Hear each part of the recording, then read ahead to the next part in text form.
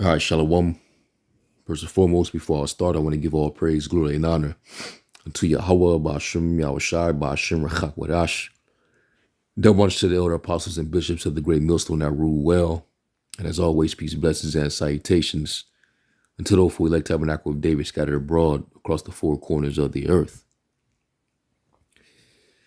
Now, in this thing of ours, we understand and do know that, Shaitan, he's not permitted to take any breaks. And, he's going to be constantly at work. And he works, in various ways. And he definitely uses vessels, to create, all type of confusion, controversy, strife, etc. And I believe that's what's being utilized with this controversial situation going on currently with this guy Fat Joe. And he recently went on the Math Hoffa platform, which if you're familiar with that platform, it's set up in a shop. It looks like a barber shop environment. You got the barber chairs, all throughout the premise, and everybody's sitting in each chair, and they're basically just having discussions on certain things, hip hop related, and different things, that goes on within the so-called hip hop world. And recently, Fat Joe was brought to the platform, and he said some things that ruffled feathers, that would be considered offensive, if you're a so-called Black American, if you subscribe to that foundational Black American ideology, which is basically another man-made construct that Jake formalized here in slavery. Because one thing with Jake, since we discontinued from our heritage, Jake had been searching and seeking for, an identity. All right. And every once in a while, there's always some kind of coin phrase or term that Jake will cover themselves with for identification, purpose. And one of the latest ones being foundational Black American, which I believe Tariq Nasheed formed that, and that became a movement in itself, where they classify themselves, separating themselves from the diaspora of Jake that's in different other regions outside of Babylon. So Jake pride themselves on being, the ones who were brought here first. And, they were exploited and used for slave labor to build this country up. And Jake, always felt isolated and never recognized for their labors, which, that's scriptural. It tells you that in Wisdom of Solomon 5 that, they would not regard their labors. All right. But just understand that, both Judah and Israel here in this country were both oppressed together. As a matter of fact, let me start off with that. Jeremiah 50 and verse 33. And it says, "Thus saith the Lord of hosts, the children of Israel and the children of Judah were oppressed together." I mean, and we suffered under similar struggles. All right, we both were isolated or marginalized in this society. We were both exploited in this country for our labors. Everything that we contribute to society, it gets overlooked. We definitely get discriminated against. The system is of white supremacy being used against us. We both populations feel the prison industrial complex. All right, we both are in the ghetto together, so we both the northern and the southern kingdom suffer under the curses. We're both in poverty together. We both are oppressed by the same enemy. All right. And that's a fact. We can, go tit for tat, and, Jake like to play the oppression Olympics game with each other on, whether the northern tribes, who they catch more hell, or Judah catch more hell. Either way, we both caught hell under this same devil in this setup. And one of the things that Esau looks at as in his favor is when he sees the tribes basically beefing, having conflict with one another. That's what he actually desires. And we talk about how Esau, he always thrives off of using the tactic of divide and conquer. And that's what he did. He managed to divide us and he conquered us. All right. So Jake fall into his traps every single time. And that's why you always have to have men, that are not compromised or corrupted, that have some type of level-headedness about them, or can have the voice of reason, which really, when you deal with that, the prophets are the men of the Lord, the servants, the prophets, or we're ultimately going to be the men of reason to show you exactly why we're in this predicament, why we're in this condition. Jake and the world, they're still in gross darkness. That's why, they're going to have all these talking points, listening to these bought and paid for entertainers and these grifters, all right, men with some type of status, men that have some form of popularity.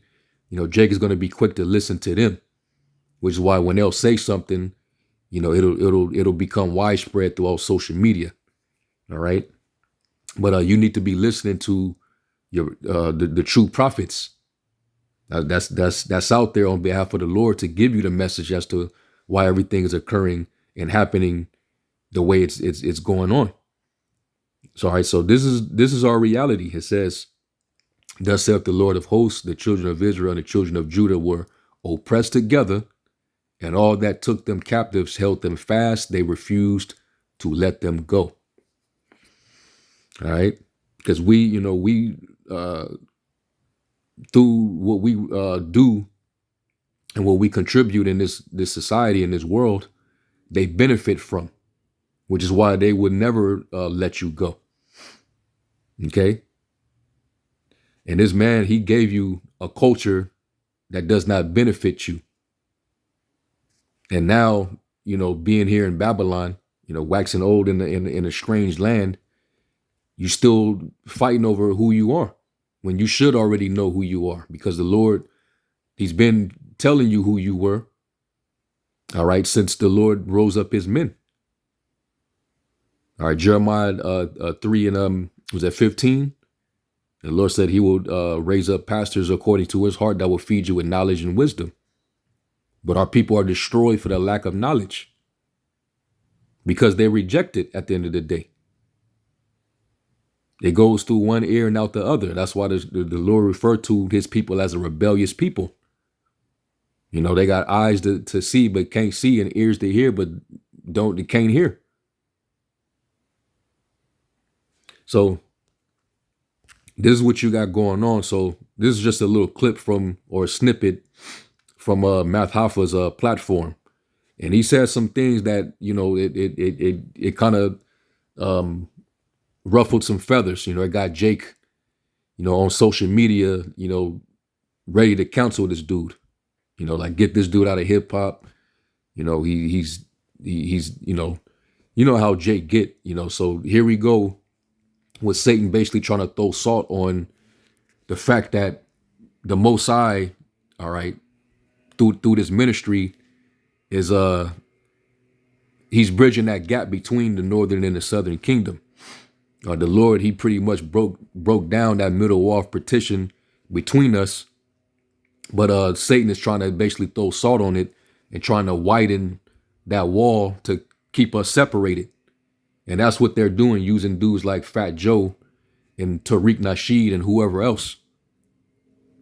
So now Jake is now looking back at guys like Fat Joe and any other so-called Latino, that are, lighter in complexion. Jake, suffering from the that colorist vibration that they got from the oppressor. All right, and vice versa. The so-called Latinos, because they're lighter complected, they feel closer to Esau, so they'll look down on Judah. So now it's like that vibration is starting to get opened back up with this discussion. Hey man, and we're discerning people, man. This ain't nothing but Shaitan trying to throw salt. Hey, lest Satan should get an advantage of us, for we're not ignorant of his devices. So listen to this real quick. These rumors were made by radical black racists. Let's just say that. Okay? It's a group of these guys that don't want to hear Jamaican, don't want to hear Guyanese, they don't want to hear a black guy that ain't down with them. Right? So their job. And it's ridiculous, and dudes like, this is how we know dudes like Tariq Nasheed, he's more than likely set up. I believe they set that dude up. All right. He's the one who spearheaded that whole movement and ideology of, radicalizing the so-called Black American, and to put ideas in their head to separate themselves from the rest of the diaspora, of the Southern Kingdom. Like, they got hit from, when you listen to Tariq and his talking points, it'll have you thinking from the so-called Black American perspective that the men of the other tribes, or even Jake, that's of the other Southern Kingdom tribes, like Levi and Benjamin. All right, you got the Caribbean, you got Jamaica, all them different islands. You got Haiti, right? You got Trinidad, all them different places where you got the rest of the diaspora. All right, so those ships that came from Western Africa and Europe, all right, some of them, they went to the Caribbean, and some of them went down to South America. They didn't all come straight to the United States. We all were placed off of those boats by the same freaking enemy. All right. We got colonized, and we were made to speak the language of our conquerors. So we all went through it. But the ideology of the FBA is to create a separation, as if we're not all the same people. We just happen to be in different, regions, geographical locations, and we might speak a different language, so we got a language barrier. But we have this, we share the same common enemy, and we all went through the same horrific history. But because we happen to be here in America, and America became what it became, Jake have a developed sense of pride going. And that's the one, and those are the Jakes that are here in America that's running with this ideology. Jake pushing for reparations and all that other stuff. But Jake got heavily immersed into this American culture. And this is how we know that, Jake is still lost in the dark, man. They're still in gross darkness. And it tells us that in the curse. When you go, let's go to Deuteronomy 28. It said that Jake will be groping, So that FBA, and then before that you had AVOS. That was another identity that they was going by. The American, it's like your African descendants of slaves. That's what that stood for. So all these different titles, none of it has anything to do with your actual racial identity, because you are not American. All right, because America goes back to Amerigo Vespucci.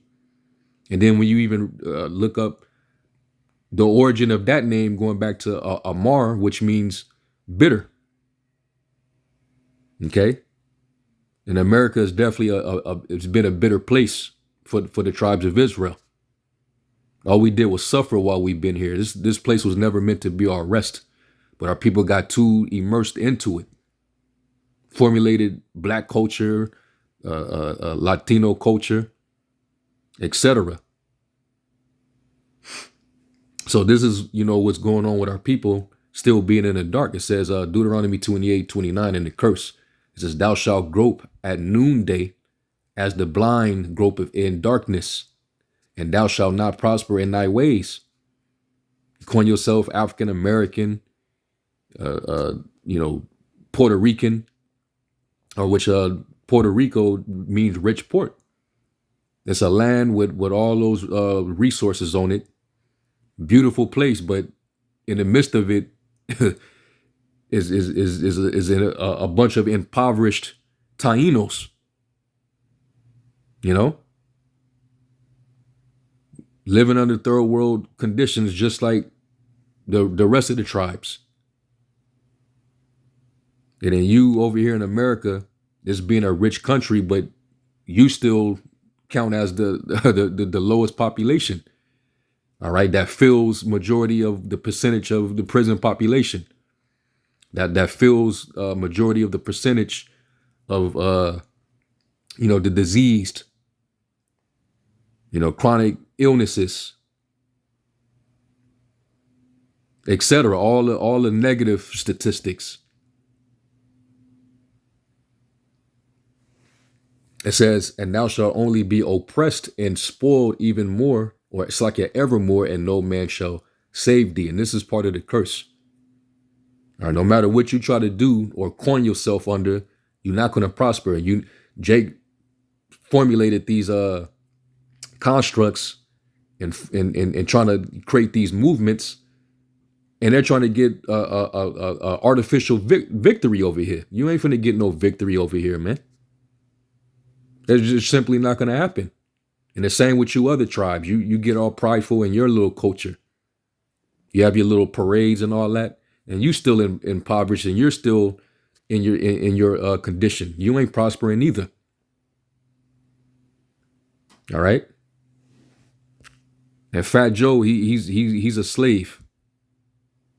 You might think that his story is a success story, but he's a damn slave, and his soul has been sold. And now he's being used right now to create that tension between the tribes, because on the right hand side, the Lord has been gathering the tribes and bringing them together, man. There was a point in time when back in the ancient world, of course, after the death of David and Solomon, King David and King Solomon, that's when the tribes fell to shit. And it was a lot of division going on. The Lord split the kingdom in the two. You had the northern and the southern kingdom.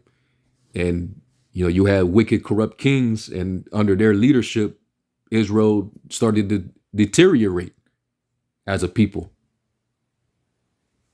All right. So that's basically what happened. As a matter of fact, let me get this.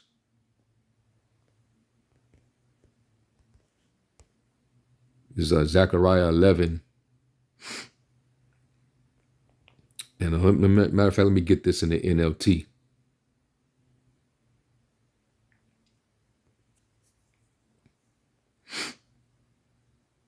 So you had, Israel was infested with a lot of false prophets, false shepherds.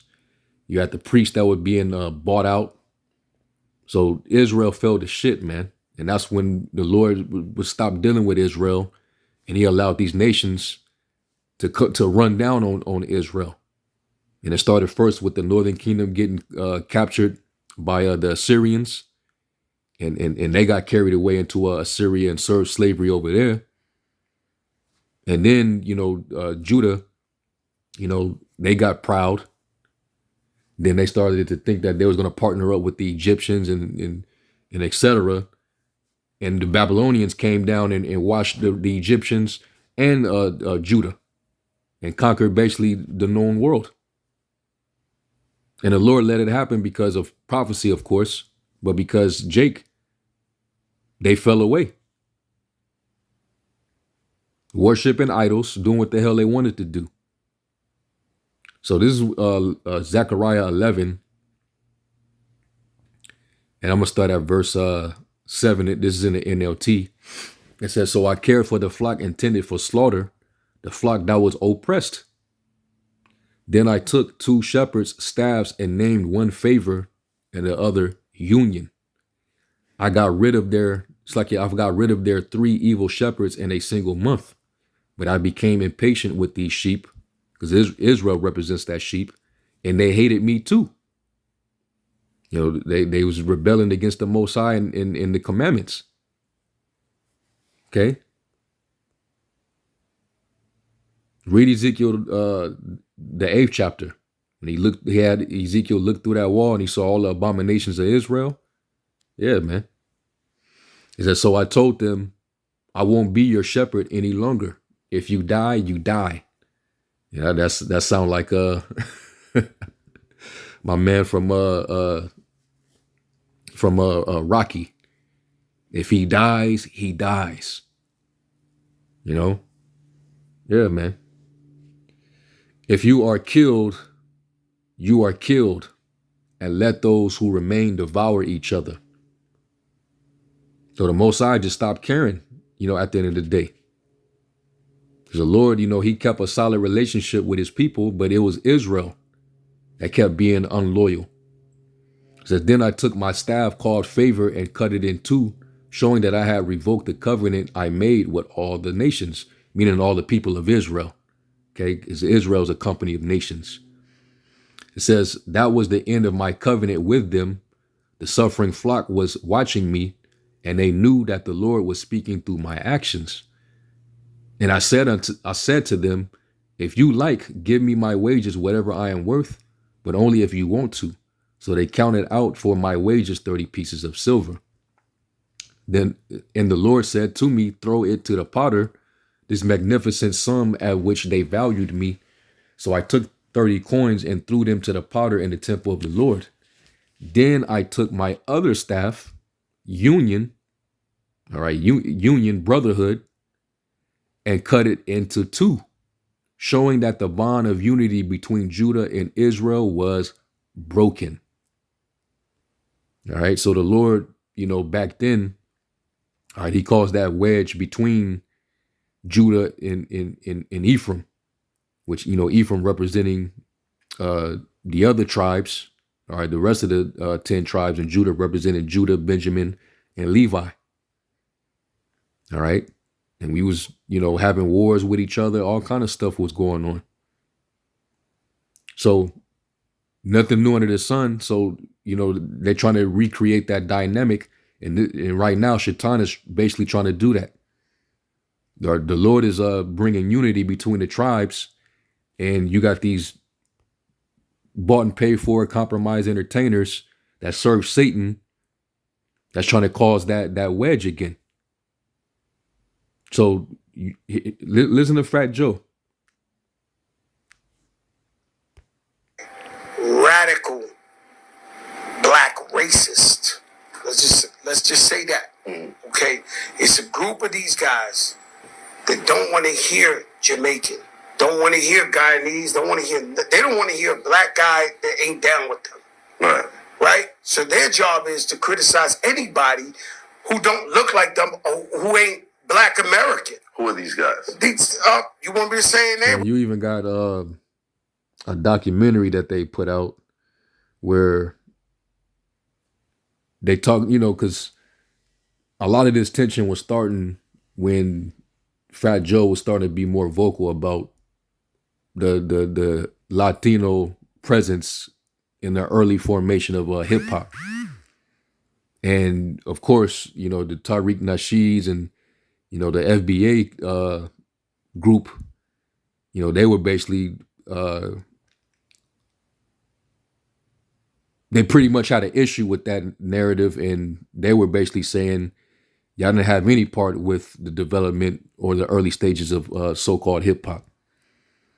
All right, and you know, and this is the only so-called genre of music where it's always going to be war and tension and division and you know low vibration, which is why we always say here in this thing of ours that even though hip hop is just another genre of music that you know Jake showed their talent and expressed themselves and you know express their insight on current conditions and etc. And we enjoy it, but it doesn't coincide with our natural Hebraic culture, which is this is why we always make the separation because hip hop is of man, it's not of the Most High. The Most High didn't give us hip hop as a culture. All right, all culture is in the worship of the Heavenly Father through you know keeping His instructions and being obedient to Him. That's our culture. All right, keeping the commandments. You know, we have moral and civil codes, if you will, or laws to govern ourselves. You know, we have statutes, judgments. We have a standard that was given to us, and the fact that we deviated from that is why we're in this condition right now. And the Lord is in the midst of restoring, you know, the order, you know, setting us back in order. And Jake's still in the world. You know, look where you see them. Jake is gone, man. So that's why we're not concerned with Jake on the outside. Jake, that's still in the world. You know, they still worship in hip hop and black culture and all that. They're still in darkness, and they're still a part of those dry bones who have now received not an ounce of that breath. So the Fat Joes and the Tariq Nasheeds, they're still dry bones, even though the world looks at them in a certain way. Because you know they have they have a popularity. They're popular, okay. You know they have a certain following. You know they have people that are, that take their words serious and they have some kind of influence. Even though both of these dudes are compromised, Esau set both of them dudes up. That's why the scriptures say the leaders of this people cause them to err, and they that are led of them are destroyed. These are not your leaders. Tariq Nasheed is not your leader.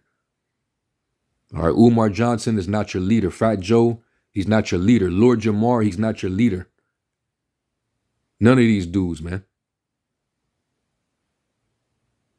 Anyway, let's finish this clip and then I'm gonna get another short where you hear Tariq Nasheed speaking. So you can see that they're trying to create that division, even though the Lord is actually, you know, in within the realm of this truth, He's actually restoring Israel. He's bringing the tribes back together. All right, so let's finish hearing this little clip and then we'll get the next one. Gonna give them too much clout. I mean, the FBA, Foundational Black Authority, whoever the fuck these broke niggas is. I'm just keeping it a buck, and that shit is to attack everybody on Twitter. You see this nigga who run them? Like, you know, your leader. Yo, man, you gotta be fucking kidding me, man. And so they trying to change. And there's a scripture, I believe in Apocrypha. I believe it's in Sirach, maybe 19 or one of those chapters, but it says, "A sinful man make of debate among them that be at peace." You know, and I wouldn't be surprised if E is behind all of this, just using these niggas. Because in this truth, there's definitely peace among the tribes, man. Judah, Benjamin, Levi, and then the northern tribes. You got Issachar, you got Ephraim, you got Simeon, you got, you know, Asher. You got all the different tribes coming together in this truth. Your brothers, you know, on the front lines with each other, willing to lay their life down for one another, man. It's a beautiful thing. But outside of this thing, because we're in the light, we're in Yahushua, so we're in the light, man. So you're gonna see the bond, the natural bond of brotherhood and unity and all of that. Now, don't get me wrong. There's differences among the camps because of the doctrine is concerned, which the Lord The Lord said that it was going to be division. He said even your own household there was going to be foes. So there's going to be some form of division. But as far as the Lord bringing the tribes together in unity in that sense, that's happening through this truth, this ministry, which was prophesied in Ezekiel the 36th chapter, that the Lord's going to basically put the stick of Ephraim and the stick of Judah together. Which, matter of fact, I'm gonna go to that, but let me finish this out. All right. Narrative. They're not from New York, Right. so they telling a whole nother story. This was whoopity doop wop. And all this is just, feeding into what's going to continue to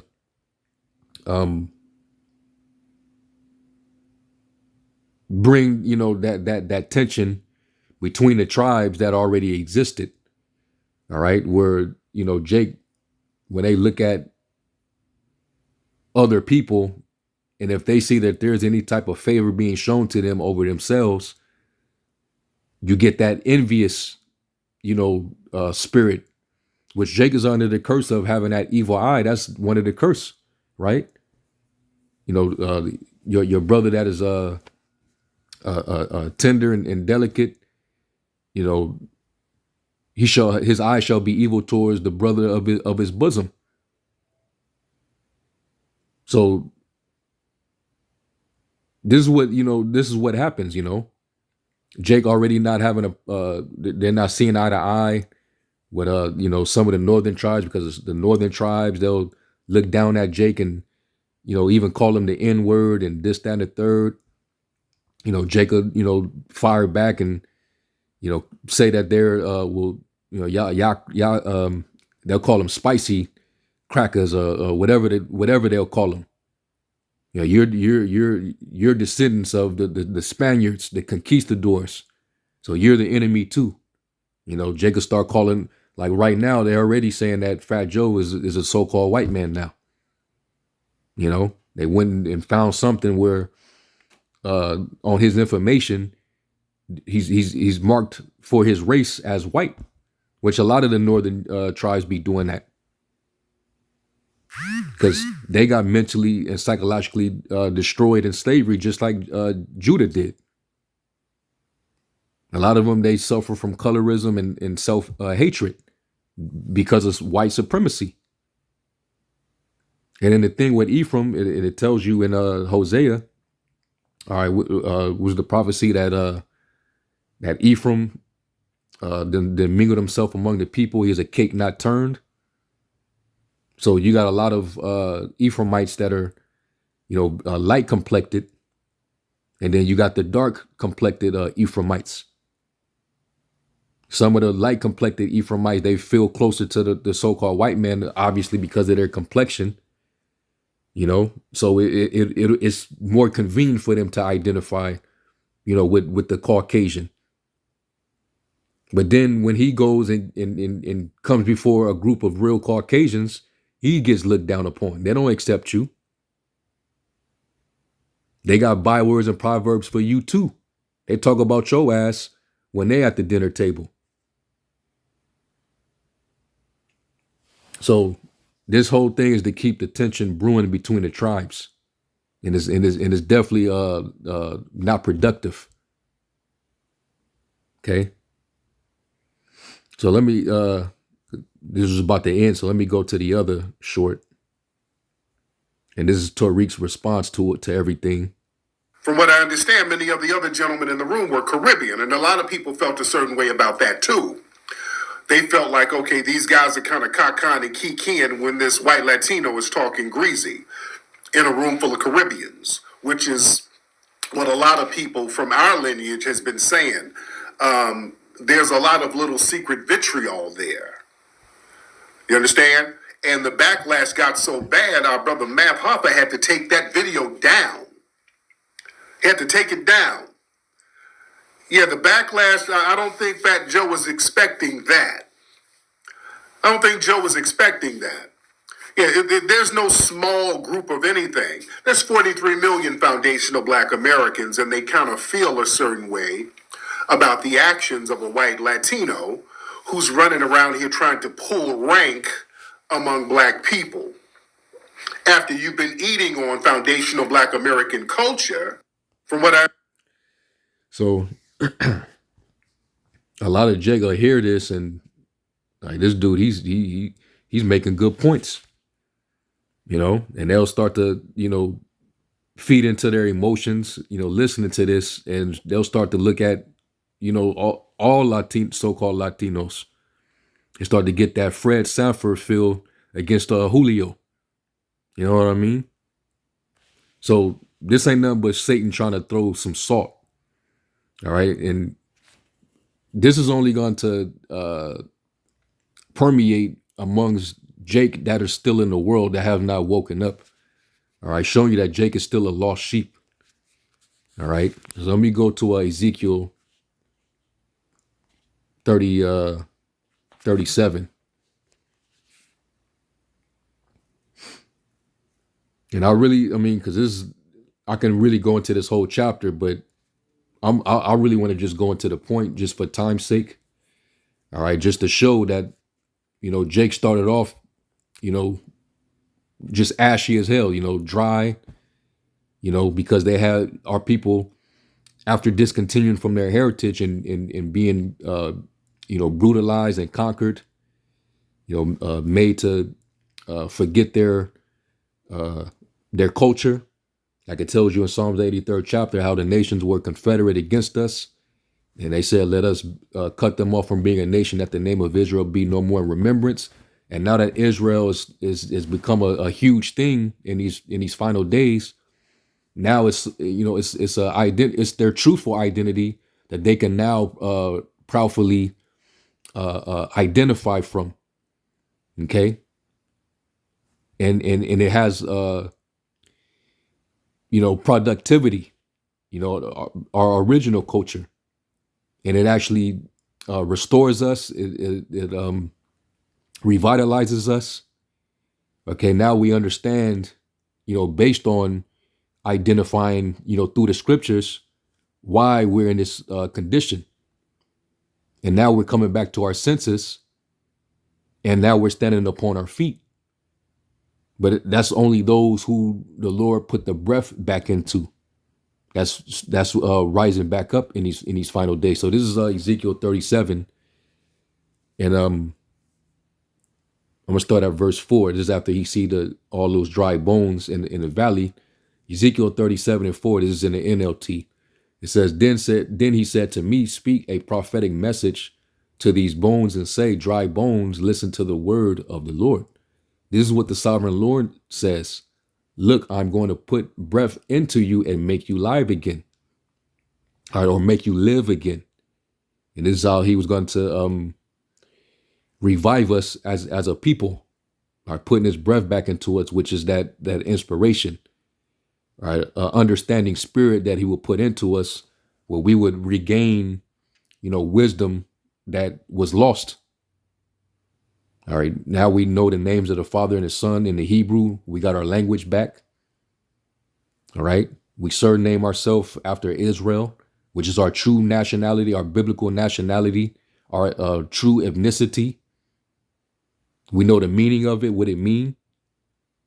And later down in the chapter, it goes into that stick, which was the hook to bring the tribes back. It says, I will put flesh and muscles on you, your sinews, and cover you with skin. I will put breath into you, and you will come to life. Then you will know that I am the Lord.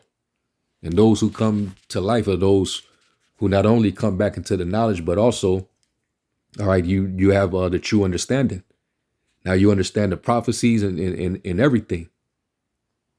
You understand the Lord's will and his purpose. Okay. You're going to hear this word, and like the Lord said, the words that I speak to you, they are spirit and they are life. So the Lord spoke life back into us through the word. It says, so I spoke this message just as he told me. Suddenly, as I spoke, there was a rattling noise all across the valley. The bones of each body came together and attached themselves as complete skeletons. That's the tribes. of being uh you know black, black, Mexican, Puerto Rican, you know, Crip blood, Sereno, brown berets, Catholic, Muslim, Christian, any denomination of Christianity, a Catholic. That's when we was identifying as that, we were all in a skeleton stage. But now coming back in your respective tribe and identifying with who you are and having that reestablished relationship with the Most High and His only begotten Son, now you look like a living being now. Because you was dead in your sins and in your ignorance. It says, then as I watched, muscles and flesh formed over the bones, the skin formed over there to cover their bodies, but they still had no breath in them. And that's, certain Israelites that know that they Israel, but they still don't have the full understanding. All right. So you got some of those that are walking around too. Basically, zombies that know that they Israelites. It says, then he said to me, speak a prophetic message to the wind, son of man. Speak a prophetic message and say, this is what the sovereign Lord says. Come, O breath from the four winds, breathe into these dead bodies so they may live again. So I spoke the message as he commanded me and breathed. It's like and breath came into their bodies. They all came to life and stood on their feet, a great army. And that's talking about the Israelites that you see standing on the front lines all throughout the world. And they didn't woke up through this message being preached here in Babylon. All right here in Babylon the Great, man. Because you can go into Revelation 11 and 8 where it talked about our dead bodies being lying in the great city, which is spiritually called Sodom and Egypt, wherein our Lord was crucified. It talked about the two prophets that had tormented them, which represented the northern kingdom and the southern kingdom. And now you got the prophets of both kingdoms that are, coming back in their lot, prophesying against this devil and the downfall of this kingdom, this empire. So we're standing on our feet as a great army right now, right? Mainly through the ministry that would come through One West. All right, those other bootleg off-brand Israelite groups, Yah Israelites, those are the Israelites that got the sinew in the flesh, but they don't have the breath. Okay. It says, then he said to me, son of man, these bones represent the people of Israel. They are saying, we have become old, dry bones. All hope is gone. Our nation is finished. And when you're looking at the 2/3 of our people, you could definitely come to that conclusion. Jake is finished. 2/3 of them are finished. But that's why the Lord had to create a remnant so that the whole entire nation wouldn't be finished. He had to create an elect, and he would separate them, and they would be the ones that would, be the voices of reason. They would be the ones that would have the mysteries and the secrets. Okay? They would have the full understanding. It says, therefore prophesy to them and say, this is what the sovereign Lord says, O my people, I will open your graves of exile and cause you to rise again. Then I will bring you back to the land of Israel. When this happens, O my people, you will know that I am the Lord. I will put my spirit in you and you will live again and return home to your own land. Then you will know that I, the Lord, have spoken and I have done what I said. Yes, the Lord has spoken. Again, a message came to me from the Lord, son of man, take a piece of wood and carve it on these words. This represents Judah and its allied tribes. Then take another piece and carve these words on it. This represents Ephraim and the northern tribes of Israel. And right now, the past few years has been an attack on, the tribes coming together, starting with Judah trying to throw salt on the 12 tribe sign. And they don't even realize that they're indirectly siding with the enemy against what the Lord is putting together, because we get shade from the so-called anti-messiahs, the Christians, the vocabs of the world. They try to find fault with the 12 tribe sign. They don't want to believe that that's the true tribes of Israel. You got a lot of niggas and agents and provocateurs that are infiltrated, and they're trying to fill Israel with that kind of division, coming up with doctrines and breakdowns to basically undermine, all right, this aspect of the tribes coming together and who they actually are. Oh, the tribes are only black only, or these Latin American regions, only the Afro Latinos among them are the real tribes of Israel, not the indigenous or the mulatto ones, not the so-called white ones. Those are Edomites, which some of them are, but they just can't accept that you're going to have Israel, because we've been scattered amongst the people and procreated with a lot of these different nations, that you're going to have different variations of Jake that look different. They don't never talk about the dark Israelites, or not even Israelites, but they don't talk about a lot of people among Jake that look like they can pass for Jake because they got a lot of melanin, but their line or lineage goes back to a straight up heathen. They'll never talk about that. You got chocolate covered Edomites, but they could blend quite well among Jake, especially if they can talk like you, have your lingo. Hell, Jake was quick to accept Kamala Harris, and she barely looks like you. But all she got to do is just talk and sound like you, and you think she's one of you. But if somebody of a lighter complexion, or they look more on the so-called Edomite side, they in appearance, then they're ready to automatically dismiss you as a straight up Edomite. Our people are not spiritual, so that's how you know they still don't they don't have the breath. Because with the breath, you would be able to discern, who the Lord's people are, without having to deal with the outward appearance. The scriptures say the Spirit beareth witness with our spirit that we are the children of the Most High. So anyway, you got a lot of that going on with the heightened tension where Judah is trying to vex Ephraim and say that y'all not of the tribes. You're a bunch of conquistadors. You're Spaniards, or they'll dismiss the native tribes as saying that they're gooks that crossed the Bering Strait and came over to the Americas and all this other crap. And the Lord's gonna put an end to all that too, man. Okay. It says, now hold them together in your hand as if they were one piece of wood. When your people ask you what your actions mean, say to them, this is what the sovereign Lord says. I will take Ephraim and the northern tribes and join them to Judah. And that's only happening through this ministry. And the Lord is really only dealing with an elect.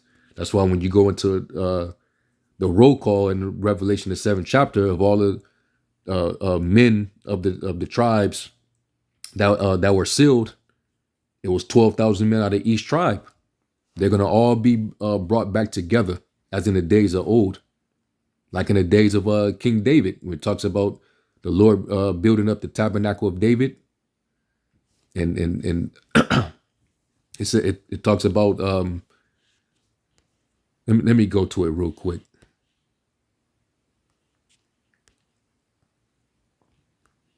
And this is how you know this is starting to happen now through this ministry. All right, where you got the tabernacle of David is being formed. Now, when King David was actually on the throne, that's when all the tribes were together.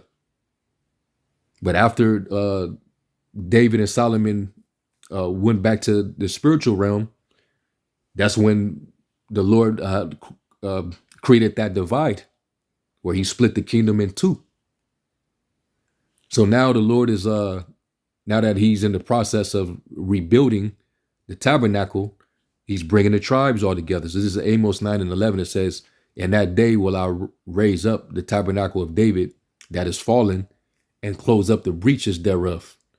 And, these sellouts, they're trying to open up that breach that the Lord is actually closing up. It says, and if it's like it, and I will raise up his ruins and I will build it as in the days of old. And that was when all the tribes were under King David. All right. It says that they may possess the remnant of Edom and all of the heathen. And that's basically when the Lord comes back and deliver his elect. All right. That is of the tabernacle of David. That's the governing body of Yahushua. We're going to possess these other nations. Okay. Because Yahushua, he's going to be it's going to be his rule, his dominion, but he's going to make his servants joint heirs with him. So whatever Yahushua possess, his men are going to possess. And like it says in Psalms, the second chapter, when King David was prophesying, it said, ask of me of the heathen, and I will ask of me, and I will give you the heathen for thine inheritance. All right. He's basically going to possess them as an inheritance. And Edom is going to be a part of that, as well as these other nations. It says, "And all of the heathen which are called by my name, saith the Lord that doeth this." And they which are called by his name is not talking about the heathen. It's talking about the elect of Israel that are called by his name. That's going to possess the remnant of Edom and all the heathen. All right. And this is when the Lord turns back to captivity of Jacob. When you read Isaiah the 14th chapter. All right, we're gonna take them and possess them in the land for servants and handmaids, and we're gonna rule over our oppressors. We're gonna take them captive, who captives we were, and we're gonna rule over our oppressors. All right. So that's the good news. So we're not gonna be oppressing each other. So these niggas in the world, they're still in the dark, and that's why the Most High is going to destroy 2/3 of them. They're not going to make it. The Lord ain't dealing with none of these niggas on the outside. So these niggas can, separate themselves and be divided and come up under these fake pseudo man-made constructs, under these these destructive, self-destructive cultures that they pride themselves under. They're going to be destroyed here, man. All right. That's why the Lord said only a remnant shall return. So the hell with the Fat Joes and the Lord Jamars and the Tariq Nasheeds and all these, these fake niggas, man. All these compromised, sellout niggas. All right. And let me get this in Isaiah 11.